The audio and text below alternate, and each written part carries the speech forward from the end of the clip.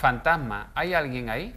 Efectivamente, Fantasma de Francisco Contreras, bueno, un reportero de donde no lo hay que ha investigado cientos de casos y se ha recorrido España entera, ¿no? La verdad es que es un libro interesante de leer y del que nos va a hablar ahora él. Bueno, pues vamos a ver esa entrevista y luego la comentamos, Muy ¿vale? bien. Venga. Pues vamos a charlar esta semana en nuestro espacio Enigma y Misterio de Málaga la Antena con Francisco Contreras, investigador, escritor, en fin, una persona también muy polifacética. Francisco, no paras, ¿eh? Bien hallado, periodista.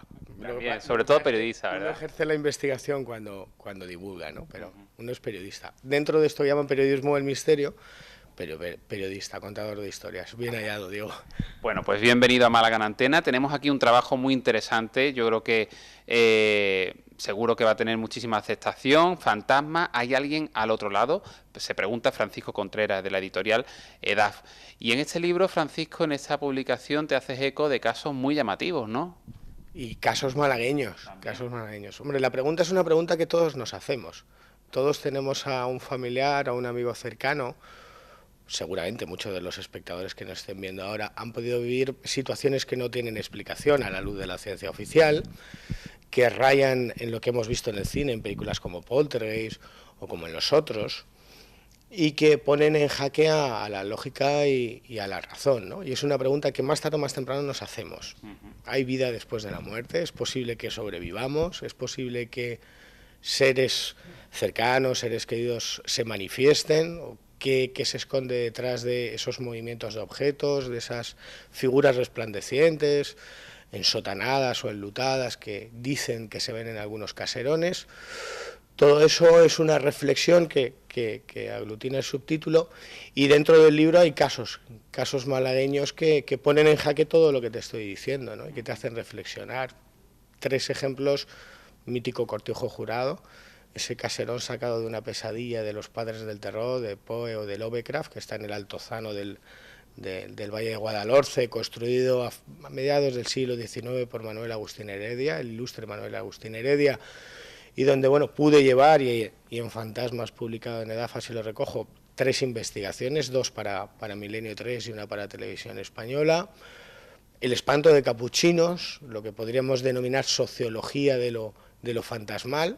Este caso quizá no sea tan conocido como el de Cortijo Jurado, no se ha hablado tanto. Y tuvo la misma popularidad de hoy que Cortijo Jurado tiene ahora. Ocurrió en agosto de 1968 en la calle Alta, número 23, en el domicilio de Trinidad Gómez Sánchez, si mal no recuerdo, y ocurrió a media mañana. Era un día como otro cualquiera en el que Trinidad estaba haciendo los preparativos de la comida, y de repente en esa barriada de casas bajas de 2 plantas, bueno, en el patio de su casa hizo acto de presencia algo que, bueno, ella identifica como una especie de monstruo, un ser como con piel muy alto, cuyos brazos eran más largos, les llegaban casi hasta las rodillas, que emitía como una especie de gruñidos, que olía mal, y que se encaró a ella y trepó luego posteriormente a los tejados. Ante los gritos me lo estás contando, parece Alien, ¿eh? Sí, en las imágenes que están viendo los espectadores, tanto a Trinidad, verán ahora a José Santana Córdoba, que era su vecino, policía local de Málaga,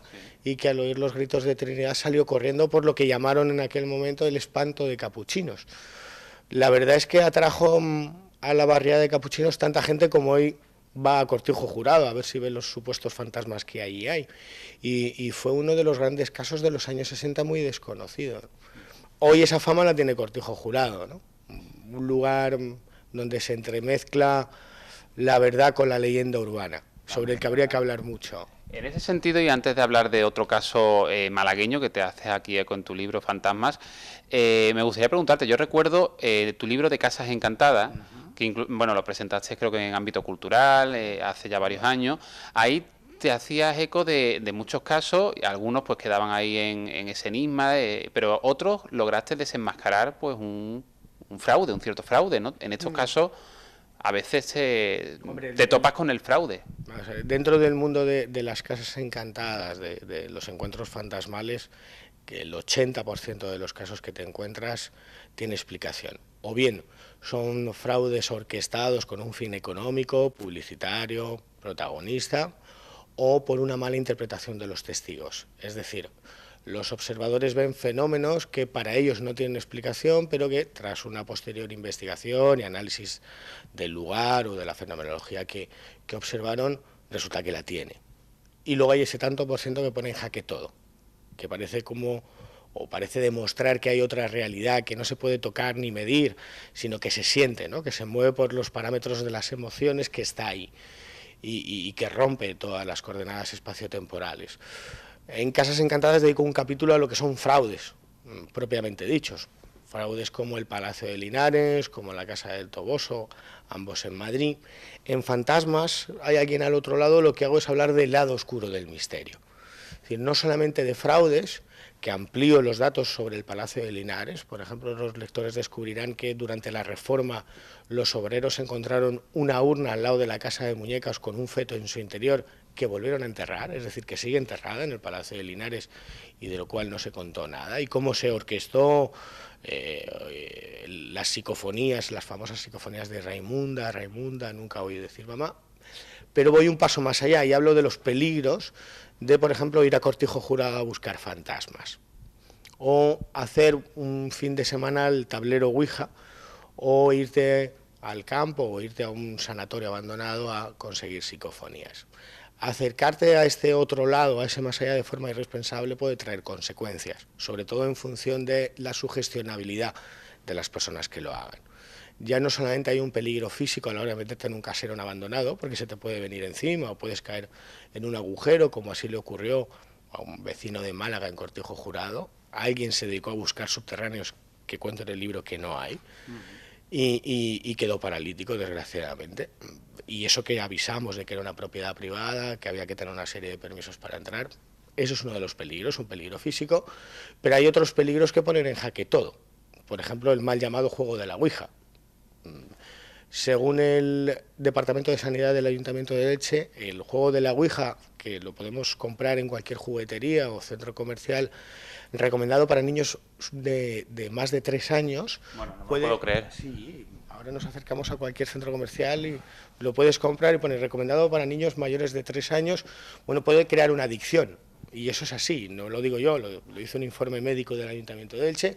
Incluso puede generar muertes, en este caso la de Estefanía Gutiérrez Lázaro, una niña, una adolescente de Madrid, que en febrero de 1991 decidió practicar, como hemos hecho todos, Diego, sí, desgraciadamente, el mal llamado juego de la Ouija, y a los 6 meses falleció en extrañas circunstancias en su hogar, el 18 de agosto del 91.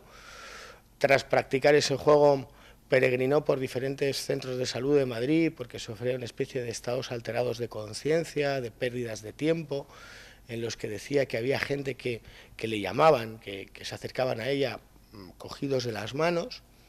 Como te decía, ella falleció y a partir de su fallecimiento lo imposible cobró vida y fuerza en la calle Luis Marín número 8 del barrio de Vallecas Moratalaz, que era donde vivían, hasta tal punto que durante 3 años sus padres, Maximino y Concepción Lázaro Gutiérrez, llegaron a dormir en el salón por miedo a todo un rosario de fenómenos que no tienen explicación y de los que incluso la Policía Nacional fue testigo. Concretamente, el inspector José Pedro Negri, que acompañado por 3 policías más, en una intervención, la familia harta llamó a la policía en busca de auxilio.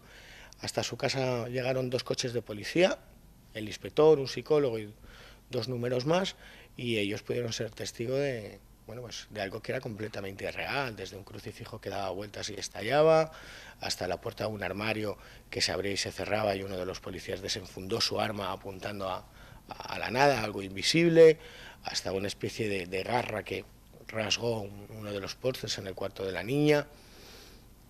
Todo eso lo provocó la Ouija. ¿Qué es lo que hay detrás de la Ouija? A día de hoy no se sabe.